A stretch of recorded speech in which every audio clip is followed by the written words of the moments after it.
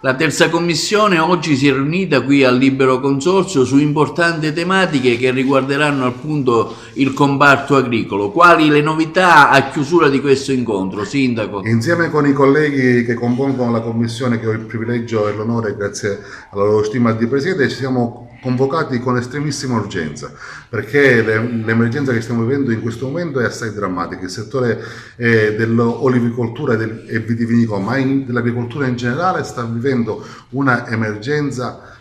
forse come quasi non mai, perché da un lato stanno aumentando i costi di produzione dovuti all'aumento del costo delle materie prime, dall'altro vi è un abbattimento del prezzo di vendita. I nostri territori, ma non solo la provincia di Agrigento, ma la Sicilia e il meridione d'Italia, vivono prevalentemente di agricoltura ed è pertanto necessaria la massima attenzione per ridare dignità e futuro a un settore portante della nostra economia. Abbiamo condiviso con i colleghi presenti, eravamo praticamente presenti 6 su 7, e abbiamo condiviso un documento all'unanimità, e sta per partire una richiesta di istituzione di un tavolo tecnico dove saranno presenti i territori e dove chiediamo la presenza del governo regionale, del governo nazionale e delle istituzioni europee competenti. Non si può rimanere inermi e silenti di fronte a una crisi così forte. Rischiamo veramente da un lato l'emergenza sociale, ma anche lo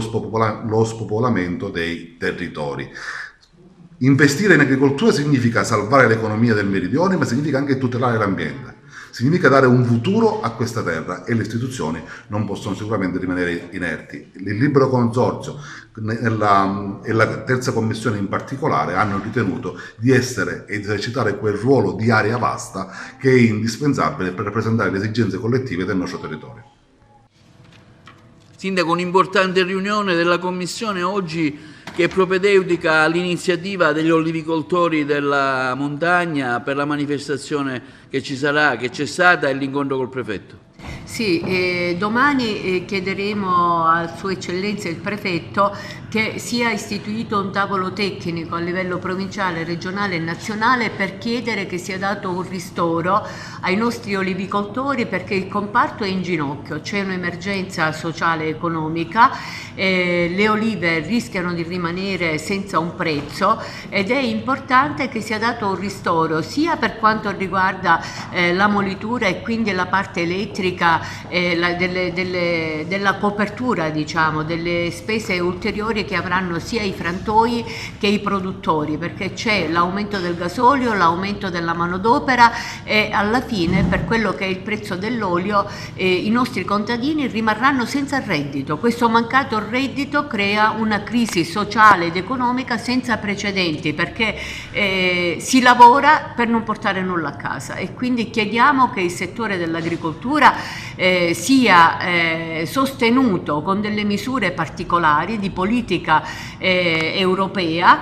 garantendo un ristoro diretto alle imprese per continuare a vivere nel nostro territorio e a produrre l'agricoltura di qualità che va salvaguardata. Ecco, quindi noi sindaci siamo in prima linea perché sosteniamo la nostra gente che non può più emigrare, che ha il coraggio di continuare a vivere e a lavorare in un territorio che è veramente, diciamo, ormai al collasso, perché dopo la pandemia riceviamo quest'altro colpo di grazia, la siccità e altro, e quindi è importante sostenere i nostri contadini.